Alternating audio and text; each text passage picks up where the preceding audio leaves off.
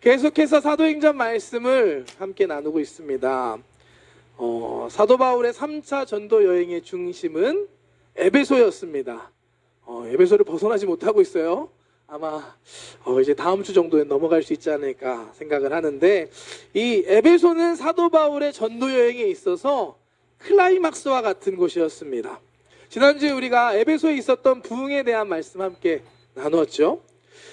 사도 바울이 제자들과 함께 열심히 하나님 말씀 공부하고 또 나가서 전하자 그들을 통해 하나님의 말씀이 퍼져나가기 시작하고, 하나님의 말씀이 임하는 곳에 하나님의 능력이, 기적이 일어났습니다. 이와 같은 상황 속에서 에베소의 수많은 사람들이 예수님께 돌아오는 역사, 자신들이 잘못했던 것들을 회개하는 역사가 그 땅 가운데 있었습니다.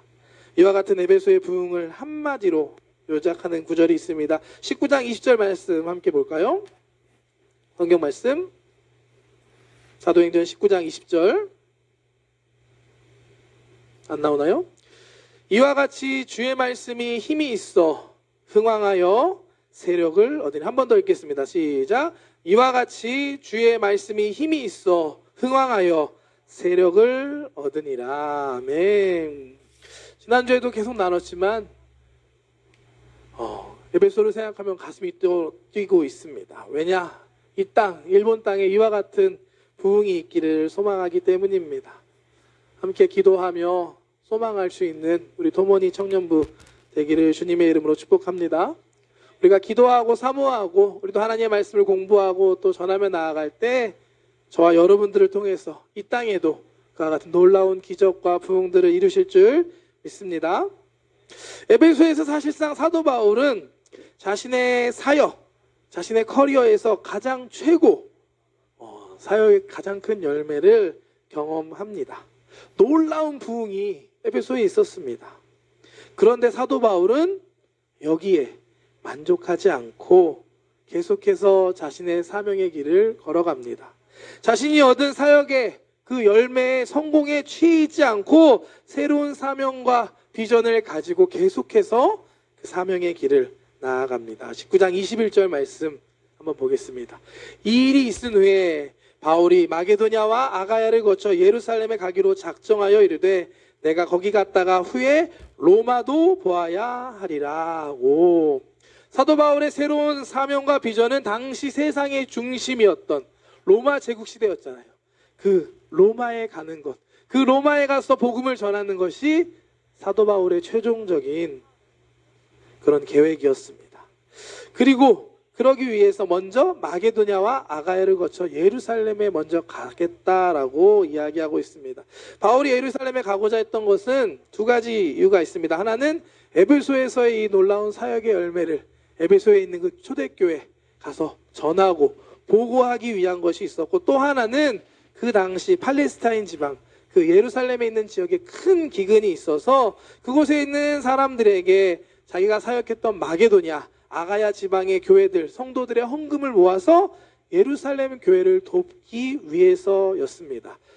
이 내용이 로마서 15장에 나와 있는데요. 말씀을 한번 확인할까요? 그러나 이제는 내가 성도를 섬기는 일로 예루살렘에 가노니 이는 마게도냐와 아가야 사람들이 예루살렘 성도 중 가난한 자들을 위하여 기쁘게 얼마를 연보하였습니다. 마게도냐와 아가야에 있는 성도들이 모아준 헌금을 예루살렘 교회에 전달하는 것이 바울의 목표였고 사명이었습니다. 바울은 에베소의 사역의 성공을 이룬 뒤에도 변함없이 자신의 사명의 길을 계속해서 걸어갑니다. 지금 당장의 열매, 지금 당장의 좋은 결과에 취해서 멈춰선 것이 아니라 하나님이 자기에게 주신 그 사명의 길을 계속해서 끝까지 걸어갔습니다. 인간적으로 생각한다면 바울의 입장이 되어볼까요? 그냥 에베소에 가만히 있으면 훨씬 더 편하고 어떻게 보면 쉬운 사역의 길이었을 겁니다. 후에 나오지만 예루살렘에 간다는 것은 사도 바울에게 편한 길이 아니었습니다. 위험한 길이고 죽을 수도 있는 길이었습니다. 왜냐? 그동안 자기를 위협하고 공격했던 유대인들이 가장 많이 모여있는 곳, 그곳이 바로 예루살렘이었습니다. 하지만 사도 바울은 그 모든 것보다 하나님께 받은 사명이 있었기 때문에 그 사명의 길을 계속해서 걸어갔습니다. 같습니다. 사도행전 20장의 고백입니다. 보라, 20장 22절 말씀 보겠습니다. 보라, 이제 나는 성령에 매여 예루살렘으로 가는데 거기서 무슨 일을 당할는지 알지 못하노라. 오직 성령이 각 성에서 내게 증언하여 결박과 환난이 나를 기다린다 하시나 내가 달려갈 길과 주 예수께 받은 사명 곧 하나님의 은혜의 복음을 증언하는 일을 마치려 하면은 나의 생명조차 조금도 귀한 것으로 여기지 아니하노라. 아멘. 유명한 사도 바울의 사명 선언문입니다. 사도 바울과 같이 하나님께 받은 확실한 사명을 알고 그 사명을 품고 살아가는 저와 여러분들 되시기를 주님의 이름으로 축복합니다. 여러분 어떠신가요? 여러분들은 사명이 있으십니까? 꿈이 있으십니까? 무엇을 위해 지금 살아가고 계신가요? 우리는 누구나 인생을 한 번 살아갑니다. 두 번 인생 사는 사람은 없습니다. 이 세상에서 먹고 사는 것이 목적이 되는 인생이 아니라 보다 의미 있는 것, 하나님께서 나에게 주신 그 사명을 깨닫고 그 거룩한 꿈을 이루는 그런 인생을 사는 우리 토모니 청년들 되시길 주님의 이름으로 축복합니다. 아멘. 아멘. 네, 이어지는 말씀 보면 바울과는 전혀 다른 삶의 모습을 살아가는 한 사람이 등장합니다. 바로 에베소의 데메드리오라는 사람이었습니다. 이 사람은 에베소에서 은으로 아데미 신상 모형을 만들어 돈을 벌어오던 사람이었습니다. 지난주에 나눴지만 에베소에는 엄청나게 큰 신전이 있었습니다. 아르테미스 신전이라고 하는데 세계 7대 불가사리에 들어갈 정도로, 아테네에 있는 그 파르테논 신전보다 4배나 더 클 정도로 엄청난 규모의 신전이 그곳에 있었습니다. 그곳에서 섬기는 바로 신이 아데미 여신이었습니다. 한번 이미지 보여주실래요? 네, 아데미 여신은 이런 모양입니다. 아데미 여신은 풍요와 다산을 상징하는 여신이었습니다. 물질적인 또한 경제적인 번영을 갖다 준다고 믿는 신이 바로 이 에베소의 아데미 신전이었습니다. 옛날이나 지금이나 사람들은 잘 먹고 잘 사는 것을 아주 중요하게 생각하고 모두가 바라며 살아갑니다. 여러분도 그러시죠? 아닌가요? 아니신 분, 이야, 대단하십니다. 저는 좀 그렇습니다. 잘 먹고 잘 살기 원합니다. 그렇기 때문에 당시에 아데미 여신은 소아시아 전 지역에서 가장 강력한 여신으로, 또 로마 제국 시대에 가장 숭배받는 여신이었습니다. 왜냐? 이 여신을 믿으면 경제적으로, 물질적으로 번영할 수 있기 때문에, 그렇게 믿었기 때문에 이런 아데미 여신상을 만드는 사람이 바로 오늘 말씀에 나오는 데메드리오라는 사람이었습니다. 이 사람은 신상을 팔아서 돈을 벌던 사람들의 리더와 같은 사람이었던 것 같아요. 그동안 아데미 신상 팔아서 돈을 참 많이 벌고 풍족한 삶을 살았던 사람인데 어느 날 에베소에 바울이라는 사람이 나타나면서 큰 문제가 생긴 것입니다. 사람들이 바울이 전하는 예수님, 예수라는 새로운 신을 믿기 시작하면서 그동안 믿던 아데미 여신을 버리기 시작한 겁니다. 심지어 주술을 행하고 마법을 행하던 사람들이 자신의 주술택을 다 태울 정도로 그동안 자신들이 믿었던 우상들을 버리고 예수님을 따르기 시작한 것입니다. 이거는 데메드리오에게는 아주 심각한 문제였습니다.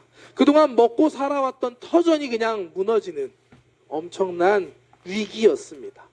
그런 순간에 데메드리오는 사람들을 모아서 선동하기 시작합니다. 말씀이 좀 긴데 함께 천천히 한번 말씀으로 내용을 보도록 하겠습니다. 23절부터 보겠습니다. 네, 함께 보겠습니다. 그때쯤 되어 이 도로 말미암아 적지 않은 소동이 있었으니 즉 데메드리오라 하는 어떤 은장색이 은으로 아데미의 신상 모욕을 만들어 직공들에게 적지 않은 벌이를 하게 하더니 그가 그 직공들과 그러한 영업하는 자들을 모아 이르되 여러분도 알거니와 우리의 풍족한 생활이 이 생업에 있는데 이 바울이 에베소뿐 아니라 거의 전 아시아를 통하여 수많은 사람을 권유하여 말하되 사람의 손으로 만든 것들은 신이 아니라 하니 이는 그대들도 보고 들은 것이라. 우리의 이 영업이 천하여질 위험이 있을 뿐 아니라 큰 여신 아데미의 신전도 무시당하게 되고 온 아시아와 천하가 위하는 그의 위엄도 떨어질까 하노라 하더라. 그들이 이 말을 듣고 분노가 가득하여 외쳐 이르되 크다 에베소 사람의 아데미여 하니 온 시내가 요란하여 바울과 같이 다니는 마게도냐 사람 가이오와 아리스다고를 붙들어 일제히 연극장으로 달려 들어가는지라. 사도 바울에게 불만을 품은 이 데메드리오가 사람들을 선동하기 시작했고 사람들과 함께 데모를 일으킨 것입니다. 그들은 자신들이 먹고 사는 것을 위협하는 존재로 바울과 예수님을 여겼습니다. 그들에게 지금 당장 가장 중요했던 것, 먹고 사는 것, 돈을 벌고 풍족한 생활을 이어가는 것이 그들에게는 가장 중요한 것이었습니다. 사실 이들도 사도 바울이 전하는 복음, 하나님의 말씀을 들었습니다. 에베소에 있는 모든 사람이 하나님의 말씀을 들었다라고 말씀합니다. 하지만 이들은 하나님의 말씀을 들었지만, 듣고 있었지만 그 말씀을 받아들이지 못했습니다. 왜냐하면 그들에게는 하나님의 말씀보다 지금 당장 먹고 사는 것이 더 중요했기 때문입니다. 영혼을 구원받을 기회가 있었지만 그 기회를 잡지 못하고 거부했던 사람들이었습니다. 결국 이들은 바울과 함께 다니는 사람들을 잡아서 연극장으로 끌고 가서 데모를 하기 시작합니다. 이어지는 말씀 보면 2시간 넘게 시위를 계속하고 결국 그 지역을 담당하는 서기관이 그들을 진정시키고 나서야 해산하게 됩니다. 그래서 생각해보면 사도 바울이 그들에게 직접적으로 무슨 위협을 가하거나 잘못을 하고 피해를 준 것은 없었습니다. 그저 바울은 하나님의 말씀을 전했던 것이고 에베소 사람들이 그 말씀을 듣고 예수님을 믿고 자연스럽게 이전에 자신들이 행했던 우상 숭배를 버렸던 것입니다. 이 모든 것이 사실 하나님의 역사였습니다. 참 안타까운 것이 지금 한쪽에서는 하나님의 말씀이 선포되고 하나님의 기적이 나타나고 부흥의 역사가 일어나고 있는데 또 다른 한쪽에서는 지금 당장 먹고 사는 거, 내가 먹고 살 것이 없어져서 그것 때문에 하나님을 거부하고 데모하는 사람들이 있었던 겁니다. 여러분들은 어떤 모습을 살고 계십니까? 어떤 인생을 살고 계십니까? 혹시 돈 버는 것이 인생의 목적이라고 생각하는 분이 계십니까? 물론 돈은 중요합니다. 아까 저도 얘기했죠. 잘 먹고 잘 살고 싶다고. 그건 우리의 모두는 같은 마음일 겁니다. 하지만 돈이 우리가 세상을 살아가는데 필요한 건 맞지만 이 돈이 우리의 삶의 목적이 되어서는 안 됩니다. 그보다 더 중요한 것, 그보다 더 의미 있는 것이 우리에게는 있습니다. 또한 우리가 이 세상을 떠나갈 때 우리는 아무리 많은 돈이 있어도 단 한 푼도 가지고 갈 수 없다는 사실을 잊지 않는 저와 여러분들 되시기를 주님의 이름으로 축복합니다. 어제 우리 청년부 리더들과 요코하마에 다녀왔습니다. 요코하마 왜 갔다 왔냐? 놀러 갔다 온 거 아니고요. 요코하마는 우리 일본의 개신교, 우리 프로테스탄트, 우리 같은 교회의 선교가 시작된 곳입니다. 그곳에 일본 최초의 개신교 교회도 있고요. 다양한 선교사님들의 사역의 흔적들이 요코하마에 있습니다. 그래서 리더들과 함께 요코하마에 가서 일본의 기독교의 유적지를 살펴보고 선교의 뿌리를 보고 일본 땅을 향한 하나님의 마음을 좀 느끼고 또 우리를 향한 하나님의 사명도 생각해보는 그런 시간을 어제 갖고 왔습니다. 사진 한번 보여주실래요? 네. 요코하마 지로교회라는 교회거든요. 일본어 성경을 번역하고 메이지 학원을 세운 해본 선교사님이 세운 그 요코하마 지로 교회입니다. 그 앞에 그 교회도 방문했고요. 또 일본의 개신교 최초의 교회인 다음 사진 보여주세요. 여기는 요코하마 해안교회라는 교회인데 아까 말했던 가장 처음 일본 땅에 세워진 교회입니다. 이 교회도 방문했고 마지막 방문했던 곳이 우리 요코하마에 있는 외국인 묘지를 다녀왔습니다. 많은 외국인들이 무덤이 있는 곳인데 그곳에 십자가 모양의 비석과 말씀이 써있는 비석들이 많이 있었습니다. 일본어 성경을 번역했던 브라운 선교사님의 묘지도 그곳에 있습니다. 청년들과 함께 묘지를 둘러보면서 많은 생각을 할 수 있었습니다. 여러분들에게 질문하고 싶은데요. 여러분들은 여러분들의 비석에 어떤 글귀가 남겨지기를 원하십니까? 생각해 보신 적 있으신가요?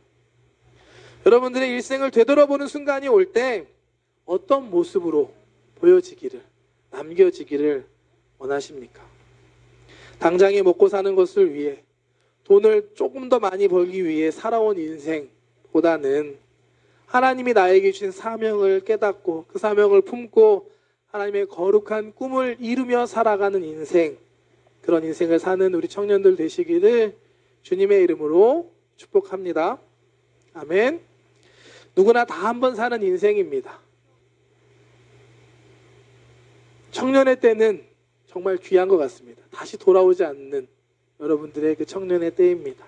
앞으로 어떤 인생을 살아갈 것인가는 여러분들이 직접 정해야 하는 것입니다.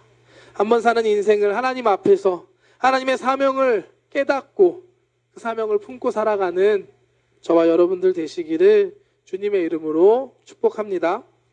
사도 바울과 같이 하나님께 받은 사명을 위해 생명을 걸고 그 길을 걸어가는 사람들이 이 땅에, 일본 땅에 필요합니다. 어제 리더들과 함께 마지막에 느꼈던 것들 나누며 기도하는데요. 사진 한 번 더 보여주실래요? 함께 기도하는 시간도 가졌습니다. 기도하고 이렇게 느꼈던 것들을 나누는데 참 우리 청년들이 귀하다라는 생각을 하게 되었습니다. 오늘 이 자리에 예배하는 여러분들도 참 귀합니다.